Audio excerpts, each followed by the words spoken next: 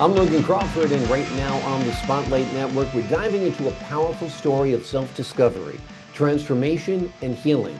Life coach and best-selling author Molly A. Summers reveals how surviving a near-fatal truck accident led her to reclaim her voice and her life. Her book is called The Courage to Be Yourself. It is a must-read guide for anyone ready to break free from fear and live with authenticity, purpose, and peace. We're delighted to have this very talented author join us here today on Spotlight. We thank the team at Atticus Publishing for helping us put her in the spotlight today. We ask viewers like you to support authors like her by subscribing to our channel and by purchasing her amazing book. The links are below this interview. And be sure to download the Spotlight Network TV app streaming on Roku, Apple TV, and Amazon Fire TV. Molly, thank you so much for joining me here today on Spotlight. Logan, I want to thank you actually for giving me the opportunity to share this message that's so important to me. I love that you are offering a place to be able to do that. It means a lot to me. Thank you. Well, I appreciate your time, I appreciate your insight, and I appreciate your candor in discussing all of these topics because everyone has challenges in life. And I think people can learn from the ways that you have managed and thrived in overcoming adversity. Truck accident, near fatal, those are words that stick in people's minds and throats when they hear them. Tell us about this horrible accident. It was a life-changing moment. One would think maybe it was a crisis moment, but I look back on it as actually a gift. One of the most important moments in my life. I was married to a military man, and we were moving once again from Wisconsin to California, and we were on a highway in Omaha, Nebraska. And all of a sudden, I was hit from behind really hard, and I was able to get my car controlled so it didn't turn into the oncoming traffic. And right when I did that, I got hit again, even with more impact. My son was in the car with me. He was 14 at the time. And the car was hit so hard, it flew so far up on the embankment, you couldn't see it from the highway. It flipped, it rolled, and then it flipped again, upside down. Here's something that's so wow. Just 10 minutes before, my son had closed the moonroof. Wow. Otherwise, we would have fallen out and probably been decapitated. Right. Long story short, I'm here to tell you about it today, so Yeah. we're okay. In Well, thank fact, goodness. yeah, we didn't even have a scratch on us. Really Yeah, yeah. amazing. Amazing. There was an ambulance, off-duty ambulance driver that had seen it happen, already called us in DOA. He came running up, he got us out of the car, and he got us on the embankment away from it because it was smoking, but Hmm. it didn't blow up. So, yeah. Yeah. Well, thank goodness you survived. Thank goodness you survived unscathed. But it was a turning point for you. It Yes. made you focus on life, your priorities, what really matters, and the realization that this gift like that can go away. Yes. Yes. We don't want to waste our time Yeah. here. We want to be authentic to ourselves, live our life for what matters to us. And that's not selfish. In Mhm. fact, that's far from selfish because I really believe unless you're your true authentic self, who are you really to anybody that you're having a relationship with? Yeah. If we're compromising and accommodating, they're not getting the real you. Yeah. What are some of the things that truly matter in life, in your opinion? I would say the number one thing is relationship, regardless of the kind. I'm not just addressing romantic relationships. Mhm. But at the end of the day, when we look back on our lives, we're thinking of the people in our lives, who's touched our lives, who Mhm. we've touched. Yeah. Yeah, exactly. The interactions that you have during the day, like you said, it could be with your child, could be with your spouse, it could be with the clerk in the grocery store. Did you Hmm. make them smile? Did you have a great meeting of the minds? Did you, Absolutely. pass the time in a nice way? I mean, all of our interactions really define who we are, and Absolutely. I think relationships do matter. And I think your book does help get that message out. What advice do you have for listeners who are starting to figure out this for themselves, that it's so important for our emotional well-being? Where do you point them in the right direction? Okay, I love that you asked that because we all sometimes don't even know where to start, right? Yeah. Start with yourself. Just pay attention to what you surround yourself with, what you are spending your time on that brings you joy, and even what you have a tendency to spend your money on besides necessities. All these things are clues about what really does matter to you. For instance, if you have a lot of pictures of the family in your home, that's probably a sign family matters a lot to you. If you've got golf clubs sitting right in your front room, Yeah. that's a sign that you love to golf. But on a serious note, just pay attention to where you really feel joy when you're Hmm. spending your time and what you spend your money on. Yeah. Exactly. I mean, I think about that a lot in terms of my career. What makes me happy? If would doing this film make me happy, or this TV show, or writing this book, or doing an independent project? And then I look at why I want to do it. Is it because of the compensation? Is it because I intrinsically enjoy the work I'll be doing? Will I have creative input? I mean, you start living a more self-examined life as you get older, I think, because we do realize, like that truck accident you were in, we are all on borrowed time, whether you realize it or not. Let's talk about authenticity. You describe it as a journey, not a destination. Talk to me a little bit about that. Okay. Um, you know, we very often get caught up in social expectations and other people's opinions and how we quote unquote should live our life, which is one of my least favorite words, by the way. I don't like the word should.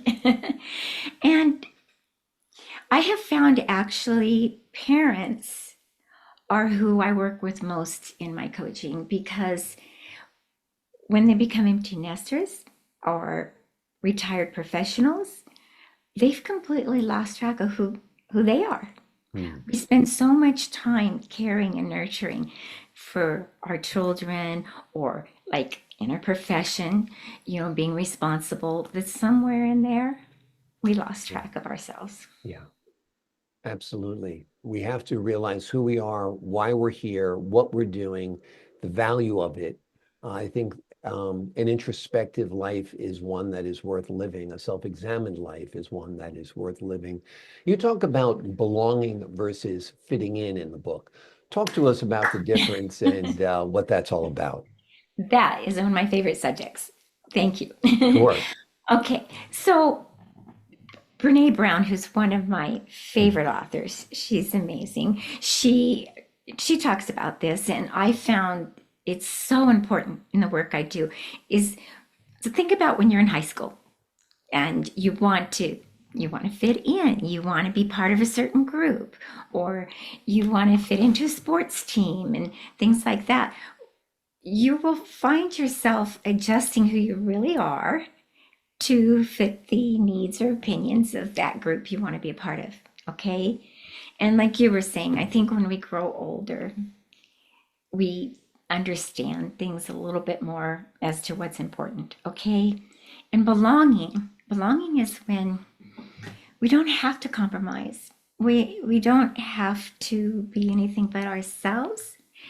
And you know what I find that's fascinating is when we are truly ourselves, we will attract the people into our lives Hmm. that we do belong with Yeah, and we don't have to change ourselves for. exactly. Don't don't fit in, don't change what you believe in, don't change the way you are, be authentic, instead belong. I think that is great advice, no doubt. You also talk about passion mapping. I think it's a terrific idea. You use it with your clients. Tell us about how people can use this tool to better explore what's important to them and what excites them.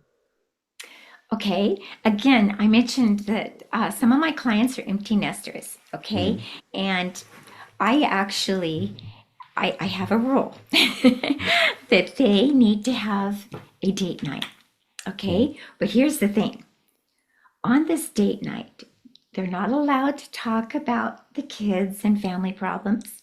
mm, They're not allowed to talk about financial worries. mhm. They have to really be like when they first met and they're Yeah. dating. And you know what? It's so cute. I Yeah. had them come back to me and say, we were so nervous. We didn't know. But in the process, I had one client, she discovered something, and she's been married to this man for over 30 years, that he loved the idea of refurbishing classic cars. That Mm, was something he'd always dreamed of doing. And it wasn't because she didn't care. It's just that they've gotten so involved in the business of life. yeah. They lost they lost what was their passions. Yeah. So passion mapping is when you really pay attention and you start listing everything you care about. Okay? Yeah. It's okay to do that, Mm. right? And ask yourself how these things you love to do might align with the other aspects of your life. Maybe places that you volunteer if you're an empty nester, or if you're still working, your professional life. But to start paying attention to how you can align what really brings you joy Mm. with other parts of your life so you can keep some balance there. That's great. I also love the idea of recreating that first date. I mean, if you think about a terrific first date, you're in the restaurant, you're going through a couple of bottles of wine, you don't even realize it because you're talking so much. The waiters and waitresses are putting the chairs up on the tables because they're ready to close. And you and her are still there just talking like this, so enraptured in each other's thoughts and learning about each other and exploring. If you can recreate that kind of magic, I think you can really have a sustainable, loving, growing relationship. And I think that's great advice. And I love the idea of passion mapping as well. Let's talk a little bit about fear. We all struggle with fear. I saw a great poem on the internet the other day, and the theme of it was, what if everything goes right? What if everybody's happy that you're there? What if you spoke just the right amount? What if you tried that recipe and it came out perfect? What if, and because all of the things we have, what if everything goes wrong? What if I go to the party and people don't really want me there, to get rid of that anxiety, get rid of the fear. So let's talk a little bit about your tips on turning fear into motivation. Absolutely.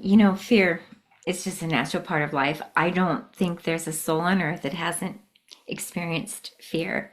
I was a little nervous before coming on today, of course. Yeah. It's just a natural part of who we are, but let's try to shift that, and let's look at reframing it as an opportunity. Yeah. Okay? Sometimes it can be an opportunity and a lesson we have to learn. All right. Oftentimes, though, it can be motivation. Mm. Okay. It can motivate us to take that adrenaline from the fear Yeah. and use it to make something happen that you want to happen. Exactly, exactly. Like you said, you had a little stage fright or fear before coming on the show today. And I think that is very, very normal. It is very, very natural. And I always tell people when I'm coaching them for an appearance on a TV show or to be on stage or whatever, I'm like, everybody's nervous. Everybody's scared. Everybody's worried about forgetting the lines or what they were going to say. But you have to, as you say, use that adrenaline and that energy to give you the best performance you can possibly have. Because if you don't have that adrenaline flowing, you're going to be flat, you're going to be dull, you're not going to be as sparkling as you would be otherwise. So you're absolutely on target there, I think. Before we leave you today, let me ask you this. What do you hope readers take away from your book? Wow. Thank you for that question. But Sure. my answer could be a little too involved for for today. But overall, I want people to understand that they can give themselves permission Mhm. to care about what really matters to them. And I have found time and time again working with people that when they let that be okay, Mhm. they are so much more full of joy. And we might not realize it, but when we're constantly compromising ourselves to accommodate someone else, maybe not on a conscious level, but on a subconscious level, we're starting to resent it. Yeah. And there's a little bit of a cloud that starts forming. Yeah. Okay. So it's okay to care about what excites you and brings you joy and Yeah. everything. And you're going to have that energy that you're going to attract people in your life that are going to. Have you ever noticed when you come into a room, you can feel someone's energy? Oh, sure. So when you start really having a positive, joyful energy and care about yourself, you're going to pass that on to everybody around you. Exactly. Yeah. There's negative contagion and there's positive contagion. I remember worked at CBS back when I started my career, and when the boss would walk into the newsroom, we'd look at him. If he was happy, we could be happy. If he seemed like he was in a bad mood, we all kind of like got onto our phones and on our typewriters and weren't happy. But you're absolutely right. The mood we bring into a place is absolutely contagious. So bring in your best mood, bring in your passion, bring in your joie de vivre, although my French accent is awful. The book we're talking about today is The Courage to Be Yourself. Think about that. That's such a great title. The Courage to Be Yourself, your genuine self, your authentic self, the self that you want to be. This is a must-read guide for anyone ready to break free from living with fear and instead to live with authenticity, purpose, and inner peace. Molly, thank you so much for joining me here today on Thank Spotlight. you. Thank I you. thank you so much. I appreciate your insight and your wisdom. To the folks at home, I'm Logan Crawford, thanking you for your time this time until next time on Spotlight.